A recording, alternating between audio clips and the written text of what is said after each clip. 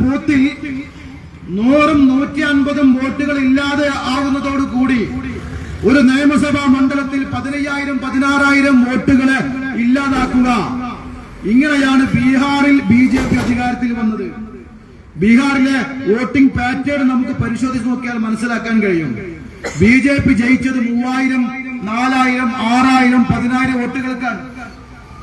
അവർക്ക് വലിയ vote share ഇല്ല. പക്ഷേ മിക്കവാറും എല്ലാ മണ്ഡലങ്ങളിലും അവർ ജയിച്ചിരിക്കുന്നു. ഏറ്റവും വലിയ ഒറ്റകക്ഷിയായി BJP മാറുകയും ചെയ്തിരിക്കുന്നു ബീഹാറിൽ. എന്താ കാര്യം? SIR-ന് ശേഷമുള്ള SIR എഫക്റ്റ് ആണ് ബീഹാറിലെ നിയമസഭാ തെരഞ്ഞെടുപ്പിൽ നടന്നത്. അവിടെയുള്ള പരമ്പരാഗത രാഷ്ട്രീയ പാർട്ടികൾ RJD-യും പിന്നെ അതുപോലെ തന്നെ ലാലു പ്രസാദ് യാദവിന്റെയും നിതീഷ് കുമാറിന്റെയും പാർട്ടിക്ക് കിട്ടിയ പിന്നെ നിയമസഭാ സീറ്റുകളെക്കാൾ കൂടുതൽ BJP കിട്ടാൻ എന്ന് പറഞ്ഞാൽ ഇതേ സാധനമാണ് കേരളം ഉൾപ്പെടെയുള്ള 12 സംസ്ഥാനങ്ങളിൽ ഇപ്പോൾ നടപ്പാക്കിയിട്ടുള്ളത്. ജനുവരി അതിന്റെ ഫൈനൽ ലിസ്റ്റ് വരാൻ പോവാണ്. ജനുവരി ലിസ്റ്റ് വരും. ഫെബ്രുവരിയും മാർച്ചും ഏപ്രില് ആയിക്കഴിഞ്ഞാൽ നിയമസഭയും നടക്കും.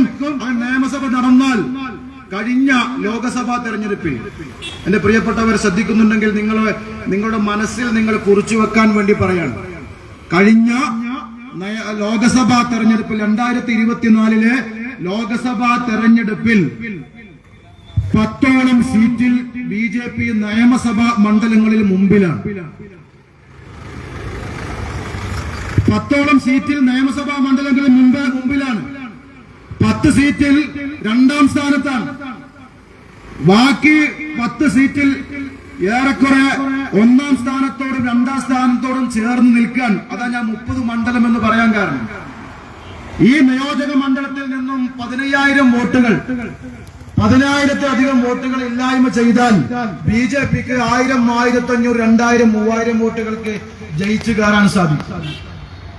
ഈ യാഥാർത്ഥ്യം തുറന്നു പറയാൻ അടുത്ത നിയമസഭയിൽ BJP അക്കൗണ്ട് തുറക്കാൻ പോകുന്നു എന്ന് മനസ്സിലാക്കി BJPയെ കേരളത്തിൽ നിന്നും അകറ്റി നിർത്താനുള്ള ഏതെങ്കിലും ഒരു പദ്ധതി നമ്മുടെ നാട്ടിലെ കോൺഗ്രസുകാർ ചെയ്യുന്നുണ്ടോ? CPM-കാർ ചെയ്യുന്നുണ്ടോ? മുസ്ലിം ലീഗുകാർ ചെയ്യുന്നുണ്ടോ? ഇല്ല. ഞങ്ങൾ അതാ പറഞ്ഞുകൊണ്ടിരിക്കുന്നത്. നമ്മുടെ കേരളവും അപകടത്തിലേക്ക് പോവാണ്. ഇവർക്ക് LDF-ന് പിന്നെ UDF-നെ പ്രതിരോധിക്കലാണ് പണി. UDF-ന് LDF-നെ പ്രതിരോധിക്കലാണ് പണി. അതിനിടയിൽ BJP നമ്മുടെ കേരളത്തിൽ അധികാരത്തിൽ വരാനുള്ള സാധ്യത പോലുമുണ്ട്. ഞാനിത് വെറുതെ പറയാം. നിങ്ങൾ കണക്ക് പരിശോധിച്ച് നോക്കി.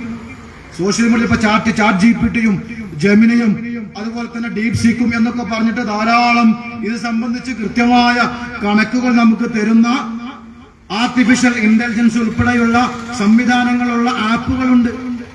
നമുക്ക് നമ്മുടെ വിരലിൽ അമർത്തിക്കഴിഞ്ഞാൽ ഇത് ഞാൻ വെറുതെ പ്രസംഗിച്ച് നിങ്ങളുടെ മുമ്പിൽ കളവ് പറയേണ്ട കാര്യമൊന്നുമില്ല. ഈ സാഹചര്യം നമ്മുടെ കേരളത്തിൽ വരാൻ പോവുകയാണ്. ആ സാഹചര്യത്തെ കുറിച്ചാണ് ഞങ്ങൾ പറയുന്നത്. SDP-ക്ക് ഇപ്പൊ ഇവിടെ അങ്ങനെ ഒരു പൊതുയോഗം നടത്തിയിട്ട് പ്രത്യേകിച്ച് വോട്ട് നേടുകയും ആളുകളെ കബളിപ്പിക്കേണ്ട ആവശ്യമൊന്നുമില്ല. എന്ന് പറഞ്ഞാൽ BJPയെ ആരാണ് സഹായിക്കുന്നത്? RSS-ന്റെ അജണ്ട ഇപ്പൊ CPM ആലോചിച്ച് നോക്കി. നമ്മളൊക്കെ കരുതിയത് CPM എന്ന് പറയുന്ന പാർട്ടി വന്നാൽ കേരളത്തിൽ RSS ഉണ്ടാവില്ല. കേരളത്തിൽ RSS BJP വരാതിരിക്കാൻ അവിടെ CPM ആണ് ഇവിടെ നിലനിൽക്കേണ്ടതാണ് നമ്മൾ ഇത്രയും കാലം മനസ്സിലാക്കിയത്. അതിന് കുറെ ശരിയും ഉണ്ടായിരുന്നു. ഞങ്ങൾ വെറുതെ പിന്നെ ഇല്ലാത്ത കഥയൊന്നും പറയുന്നില്ല. ഇടതുപക്ഷം തകരരുതേ എന്ന് ആഗ്രഹിക്കുന്ന ഒരു രാഷ്ട്രീയ പാർട്ടിയാണ് SDPI. ഞങ്ങളുടെ സംസ്ഥാന പ്രസിഡന്റ് കഴിഞ്ഞ ദിവസം നടത്തിയ പത്രസമ്മേളനത്തിൽ ഈ തെരഞ്ഞെടുപ്പിന്റെ അവലോകനം നടത്തിയ പത്രസമ്മേളനത്തിൽ പറഞ്ഞിട്ടുണ്ട്, ഇടതുപക്ഷം തകരാൻ പാടില്ല. അത് ഞങ്ങളെ നയാണ്, ഞങ്ങളെ നിലപാടാണ്. പക്ഷേ നിലവിൽ ഇടതുപക്ഷം ഇടത്തോട്ട് ഇൻഡിക്കേറ്റർ ഇട്ട് അവർ വലത്തോട്ട് സഞ്ചരിക്കുന്നു എന്നതാണ് നമ്മൾ കാണുന്നത്. CPM അതാണ് ഇപ്പൊ ചെയ്തുകൊണ്ടിരിക്കുന്നത്. ഒന്ന് ആലോചിച്ച് നോക്കി. ഇപ്പോ കേരളത്തിലെ എന്തോ കുതിരത്തിന് നടക്കാതെ പോയതാണ് പിന്നെ PM ശ്രീ എന്ന് പറയുന്ന വിദ്യാഭ്യാസ പദ്ധതി.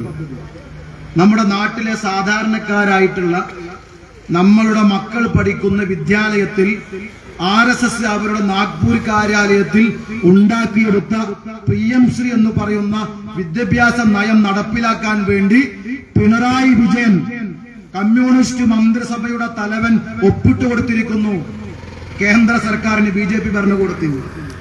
പ്രതിഷേധമുണ്ടായപ്പോ അവർ അതിൽ നിന്നും പിൻവാങ്ങി. പ്രതിഷേധമില്ലെങ്കിലോ അതിൽ ഒപ്പിടും. CPM-ന് ഇപ്പൊ BJP അജണ്ട അല്ലാതായിക്കുന്നു.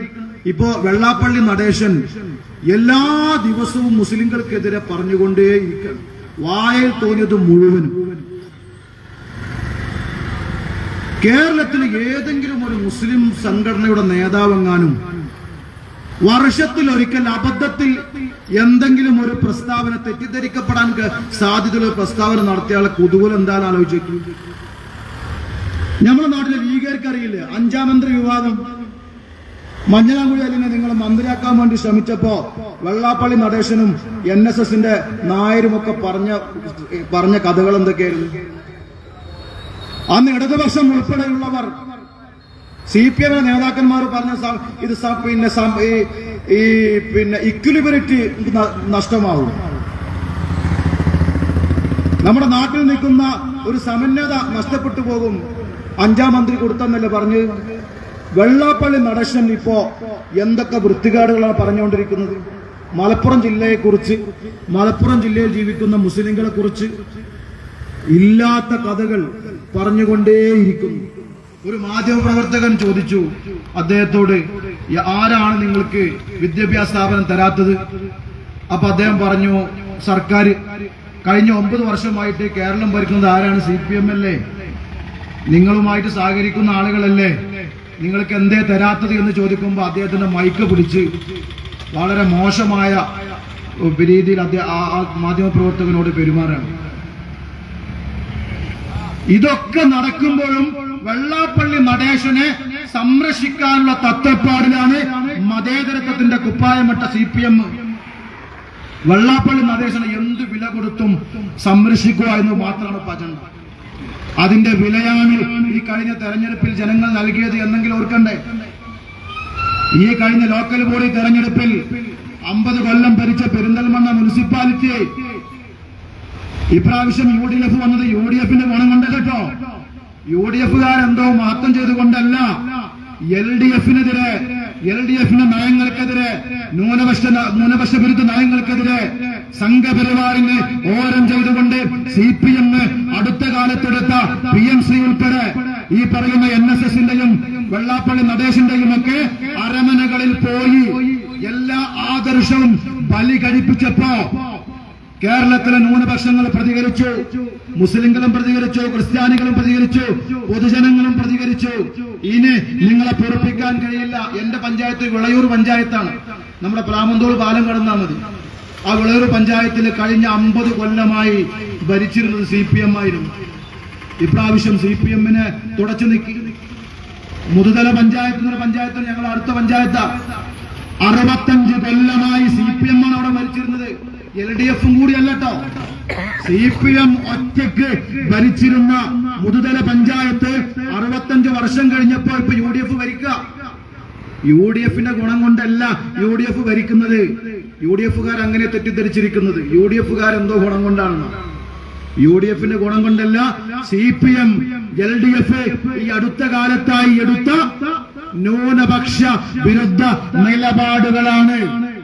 കഴിഞ്ഞ 10 വർഷക്കാലമായി കേരളത്തിൽ ജനങ്ങളുടെ പക്ഷം പറയാതെ, ജനങ്ങളുടെ അഭിപ്രായം കേൾക്കാതെ CPM എന്നുള്ള പാർട്ടി പോലും പിണറായി വിജയൻ എന്ന് പറയുന്ന മുഖ്യമന്ത്രിയുടെ മുമ്പിൽ മുട്ടിലിഴയുന്ന സാഹചര്യം ഉണ്ടായി. CPM-ന് സ്വന്തമായിട്ട് ഇപ്പൊ അഭിപ്രായമില്ല. നമുക്കറിയോ CPM-ന് സ്വന്തമായിട്ട് അഭിപ്രായമില്ല. ഇപ്പോ സ്വന്തമായ അഭിപ്രായം MV ഗോവിന്ദൻ ഇപ്പൊ പറയൂല. അയാള് എന്തൊക്കെയോ പിന്നെ അദ്ദേഹം ഒരു മാഷാണ്, ഒരു അധ്യാപകനാണ്. അദ്ദേഹം പഠിച്ച കുറച്ച് കമ്മ്യൂണിസ്റ്റ് മാനിഫെസ്റ്റോയും വൈരുദ്ധ്യാധിഷ്ഠിത ഭൗതികവാദമൊക്കെ ഉണ്ട്. അതൊക്കെ പറഞ്ഞിട്ട് ഇങ്ങനെ പത്രങ്ങളുടെ മുമ്പിൽ ഇങ്ങനെ സംസാരിക്കാന്നല്ല. ഞാൻ വെറുതെ പറയല്ല, ഒരു നിലപാട് പറയാൻ അദ്ദേഹത്തെ കൊണ്ട് കഴിഞ്ഞോ? പിണറായി വിജയന്റെ വായിൽ നിന്നും വരാതെ പിണറായി വിജയൻ തീരുമാനിക്കാൻ CPM-ന് തീരുമാനം പറയാൻ പറ്റാത്ത അവസ്ഥയായി. ഇത് ഞാൻ വെറുതെ പറയല്ല, നമ്മുടെ നാട്ടിലെ CPM പ്രവർത്തകർക്ക് തന്നെ അറിയാവുന്ന കാര്യമാണ്. എത്രയോ CPM-കാർ എന്നോട് വ്യക്തിപരമായി ബന്ധമുള്ള CPM-കാർ പറയും, എന്താ ചെയ്യാ, ഇനി കേരളത്തിലെ ഭരണം കൂടി നഷ്ടപ്പെട്ട ഇന്ത്യയിൽ പൂജ്യമാകാൻ പോവാണ് CPM, കമ്മ്യൂണിസ്റ്റ് മാർക്സിസ്റ്റ് പാർട്ടി. ആ പാർട്ടി ഇടതുപക്ഷം എന്ന് പറയുന്ന